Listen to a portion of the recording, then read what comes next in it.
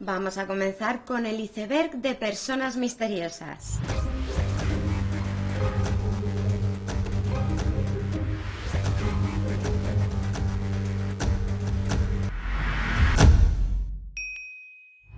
Hola y bienvenidos a Enigma, un canal en el que ya sabéis que hablamos de cosas raras. Y como estoy haciendo el iceberg de teorías extrañas y de la conspiramiau, me he encontrado también con uno sobre las personas más misteriosas de la historia. Y he pensado que podríamos verlo también, y así cambiamos un poco. Pero no os preocupéis que también seguiremos con el otro. Rápidamente, para el que no lo sepa, un iceberg es una especie de lista que separa por niveles un tema, de lo más conocido a lo menos conocido. Así que, como en este vídeo vamos a ver el nivel 1, seguramente os suenen la mayoría de personajes. Y a medida que vayamos descendiendo por el iceberg, pues igual van siendo un poco más raros. Y se ponen los perros a ladrar, y se ponen los perros a ladrar. Voy a cerrar. El iceberg que vamos a ver es este, que me parece que lo ha hecho un usuario de Reddit llamado Brainboy23.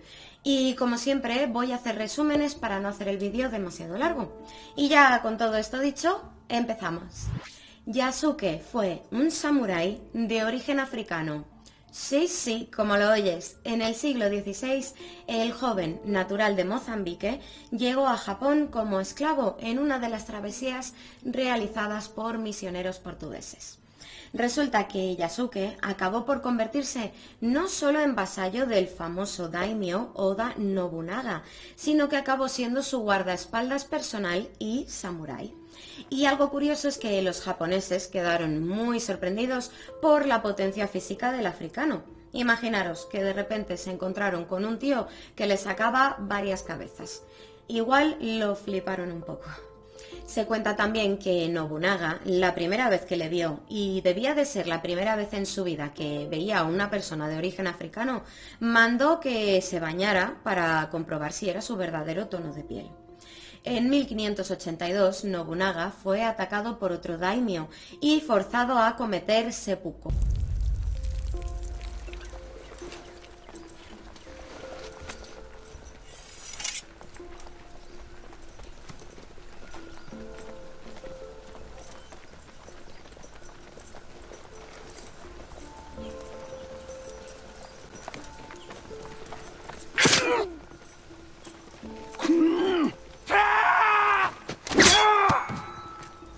Y a partir de ahí se desconoce qué fue del destino del samurái. Se sabe que luchó en el ejército de Nobunaga y posteriormente en el de su hijo en un contraataque y que acabó por ser capturado. Y ya desde este punto no hay nada confirmado, aunque se dice que se le perdonó la vida, pero no existen registros sobre lo que le pudo pasar después. Lady Babushka fue una mujer que estuvo presente en este evento, muy cerca de los hechos y de la que no se sabe absolutamente nada. Tiene este apodo porque llevaba un pañuelo en la cabeza como el típico de las abuelas rusas, y es extraño porque en fotografías del evento se la puede ver con una cámara, por lo que el material que hubiera podido haber tomado sería de gran valor. Hay metrajes en donde puede apreciarse que cuando comienzan los disparos y cunde el pánico y todo el mundo corre a ponerse a cubierto, ella se queda donde estaba y continúa grabando, lo que podría sugerir que sabía perfectamente lo que estaba haciendo, como si ya supiera lo que iba a pasar. Esta mujer jamás ha sido identificada, ya que corrió a esconderse entre la multitud y no se la volvió a ver, así que se han generado unas cuantas teorías de la conspiración. Por ejemplo, que pudo haber grabado algo que contradijera la versión oficial sobre el evento y de quién fue el tirador, y que por eso no sabríamos nada de ella.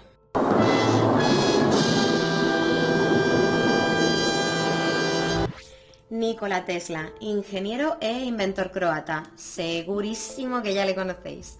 Este hombre hizo posible el mundo moderno, básicamente. Gracias a la corriente alterna pudo desarrollarse la segunda revolución industrial, pero debe de ser uno de los genios más vilipendiados de la historia. Por lo visto, tenía una mente brillante y ni necesitaba hacer dibujos ni diseños previos de sus inventos. Lo tenía todo en su cabeza, con una memoria eidética. Pero le robaron tanto inventos como mucho dinero. Seguro que habéis oído hablar de la guerra de las corrientes con Edison, quien inició una gran campaña de difamación en contra de la corriente alterna y de su inventor, y que por cierto dejó a Tesla sin pagarle un buen dinero que le debía. Resulta que Tesla también fue el inventor de la radio y no Marconi, quien se llevó un premio Nobel por el invento.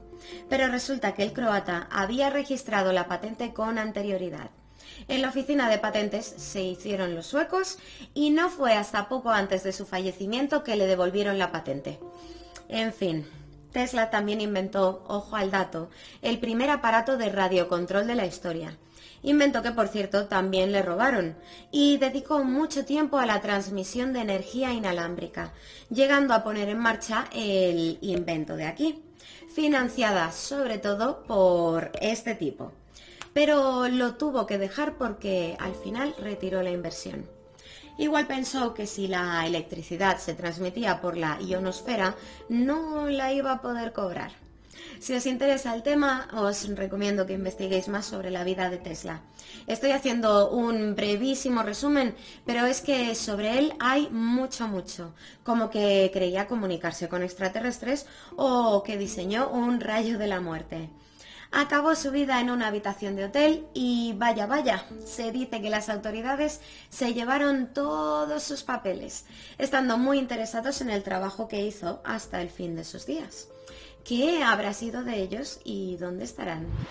China hizo todo lo posible para que estas imágenes no salieran a la luz durante las protestas de la plaza de Tiananmen, y hasta uno de los periodistas de los que obtuvieron metraje de este evento tuvo que esconder el carrete en el váter porque la policía china no solo le registraba la habitación, sino que alguna vez ya le habían asaltado para quitarle los carretes y no fueron muy simpáticos con él.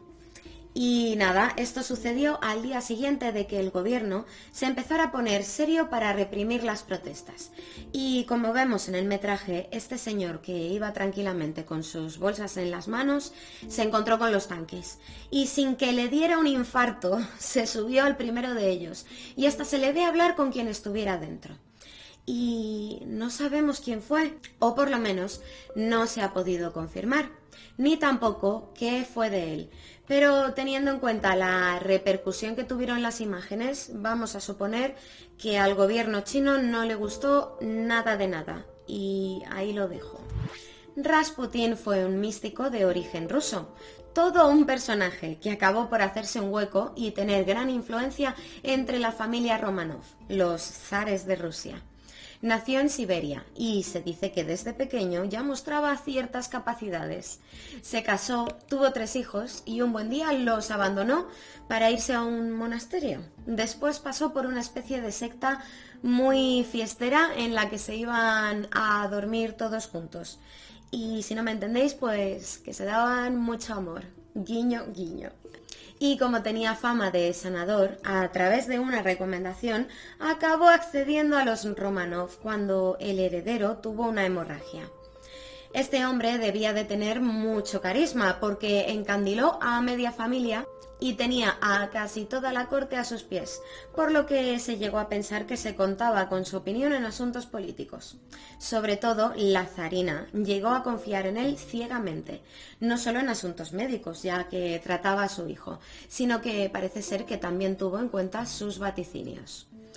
Como no podía ser de otro modo, hubo a quien no le interesaba que el místico tuviera tanta influencia, por lo que se planeó que pasara mejor vida. Por lo visto, le intentaron envenenar, pero el veneno no le hacía efecto al hombre, así que uno de los conjuradores se puso nervioso y acabó por dispararle. Y Rasputín, aún así, seguía vivo. ¿Por qué no me muero? Así que le dispararon 2 veces más. Y pues nada, que no se quería morir, por lo que acabaron tirándole a un río. Y finalmente, entre todo lo que le habían hecho, y ya con esto último, lo consiguieron. Y si era tan listo, ¿cómo es que está muerto? Aleister Crowley fue un ocultista que llegó a ser tan conocido que hasta apareció en la portada de un disco de los Beatles. Este polémico personaje fue miembro de la Orden Hermética del Alba Dorada y al poco de entrar en esta sociedad esotérica comenzó a escalar rápidamente en la jerarquía interna, aunque se peleó con otros miembros importantes y acabó por marcharse. Hay mucho que decir sobre Crowley, pero no quiero alargar el vídeo, así que mencionaré algunas de las cosas que a mí me han parecido más interesantes. Por ejemplo, que mientras estaba de luna de miel en El Cairo, dijo que fue contactado por una entidad llamada Aiwass, mientras intentaba contactar a antiguos dioses egipcios, y que, por lo visto, este ser le dictó durante 3 días lo que llamó el Libro de la Ley, que serviría como base sobre la que asentó Telema. Esta sería la filosofía espiritual / religión de Crowley, y menciono religión porque parece ser que, según se indicaba en el libro este que le dictaron, Crowley habría de ser el profeta de una nueva era. No era tonto ni nada. Tiempo después dijo que esta misma entidad le volvió a contactar transmitiéndole 2 libros más. Y bueno, él mismo relataba haber invocado demonios y otros seres sobrenaturales. Entre ellos, este que os dejo aquí, de nombre Lam, al que dibujó. Por otro lado, se habla de que la casa en la que vivió y habría realizado todas estas invocaciones habría sido el foco de extraños sucesos, incluso después de su fallecimiento. Como si algo de lo que llamó se hubiera quedado allí, y curiosamente, esta casa se encuentra prácticamente a orillas del famoso lago Ness. Jack el Destripador fue un famoso asesino en serie que operó hacia el final de la época victoriana en un barrio de Londres y que jamás fue identificado. Se le atribuyen 5 fatalidades, aunque se especula con que pudo cometer otras 6. Y aunque no fue el primero en llevar a cabo actos de este tipo, sí que fue uno de los que tuvo la mayor repercusión mediática de la época. Las víctimas eran señoritas de la noche, que eran encontradas en un estado deplorable, con 4 elementos en común que os voy a dejar en pantalla porque no creo que estas cosas se puedan decir aquí. Hay, por cierto, fotografías de cómo se encontró a algunos de los cuerpos, que por supuesto tampoco voy a poner aquí, pero que no son difíciles de encontrar por ahí en internet, para el que quiera buscar. Por morbosa curiosidad. El autor de los crímenes envió algunas cartas en las que se burlaba de la policía. En una de ellas firmaba como Jack el Destripador y de ahí se le quedó el nombre, aunque tiempo después un periodista confesó haber redactado y enviado las cartas para que aumentaran las ventas de periódicos. Se acusó a mucha gente de ser el Destripador y se investigó a unas 300 personas, si bien nunca se pudo hallar su identidad. Y por la forma de operar que hemos comentado antes, se llegó a pensar que podría tratarse de un médico o un carnicero. Un buen día de 1971, un hombre de traje y corbata, sentado en la parte trasera de un avión, llamó la atención de una de las azafatas y le entregó una nota en la que decía que tenía una bomba en el maletín y que para no detonarla pedía $200.000 y 4 paracaídas. También que el avión aterrizara en un aeropuerto de Seattle para poder recoger lo que había pedido. Y tanto tripulación como autoridades no tuvieron más remedio que obedecer. Y nada, un detalle que me ha hecho gracia es que por lo visto, mientras en tierra las autoridades trataban de conseguir el dinero y los paracaídas buscando billetes que luego pudieran rastrear y todas estas cosas, todo el FBI de un lado para otro entre gritos y estrés, el tío estaba tan tranquilo sentado en el avión tomándose un whisky. Cuando todo estuvo listo, el avión aterrizó. Cooper recibió lo que había pedido, permitió que salieran el resto de pasajeros y parte de la tripulación, y le ordenó al piloto que volviera a despegar cambiando la ruta hacia Nevada. Y en un momento del viaje se puso uno de los paracaídas, agarró el dinero y saltó. Y ya nada, ha vuelto a saberse de esta persona. No se conoce ni si sobrevivió al salto y pocas pistas se han encontrado. Lo más relevante es que 9 años más tarde un niño encontró parte del dinero a la orilla de un río. Y ya está, ni ha aparecido el resto del dinero, ni sabemos quién fue este sujeto.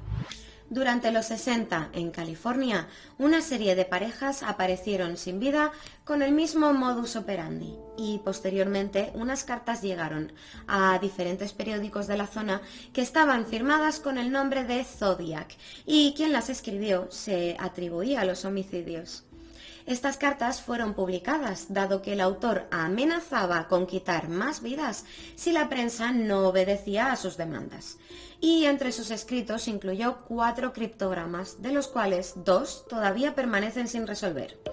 En el primero, que sí se consiguió, hablaba de que los homicidios los hacía bajo la creencia de que las personas a las que quitaba la vida serían después sus esclavos en el más allá. Tuvieron que pasar más de 50 años para que se resolviera el segundo de los criptogramas, aunque en este otro decía más de lo mismo.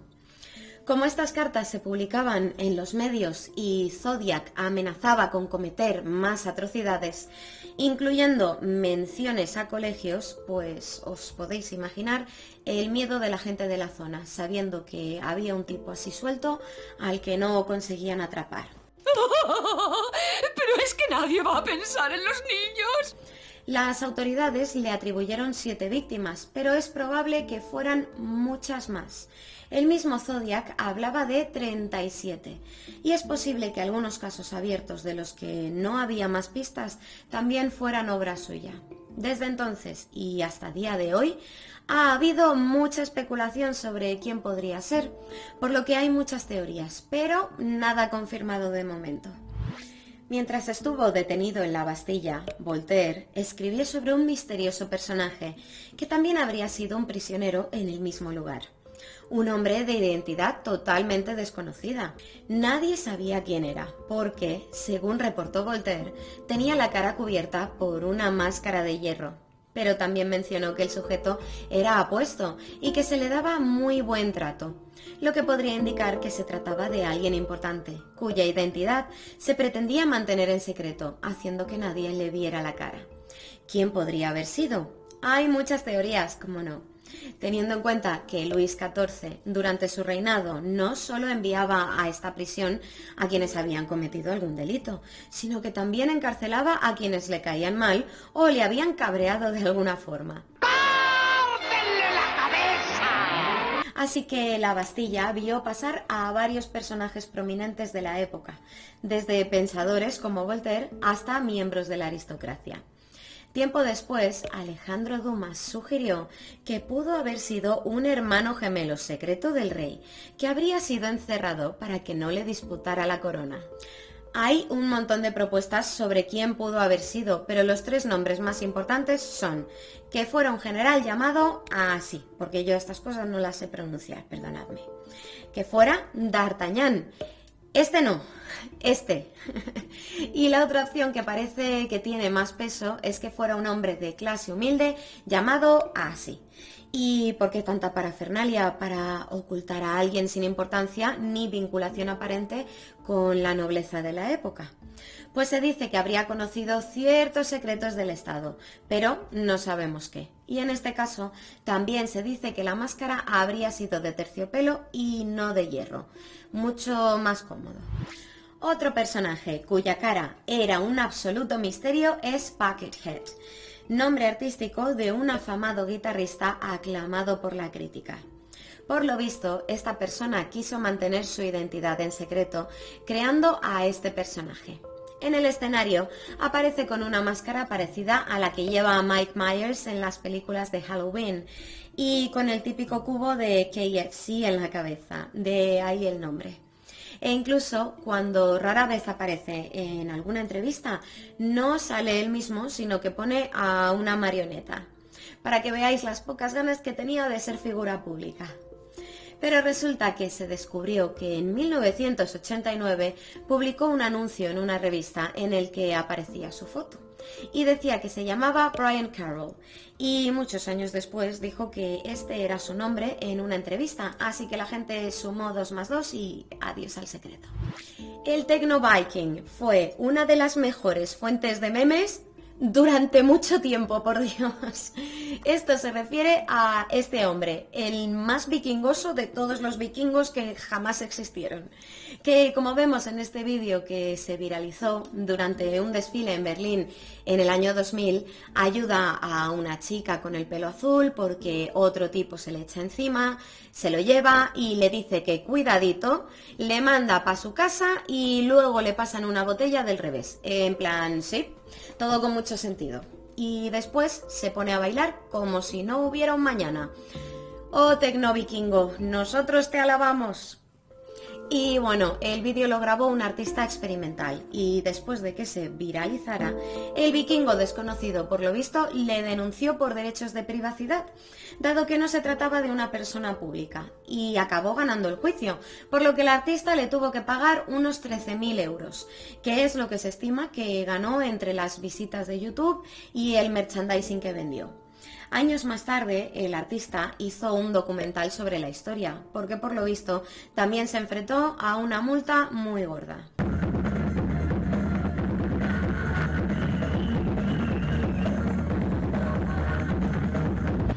Pues hasta aquí el nivel 1. Trataré de sacar el siguiente cuanto antes, pero tened en cuenta que estas series me llevan mucho trabajo. Y para próximos vídeos, si los niveles son más cortitos, igual junto varios en un mismo vídeo. Así que nada, hemos visto unos personajes muy raros, pero cosas más raras se han visto. ¡Hasta pronto!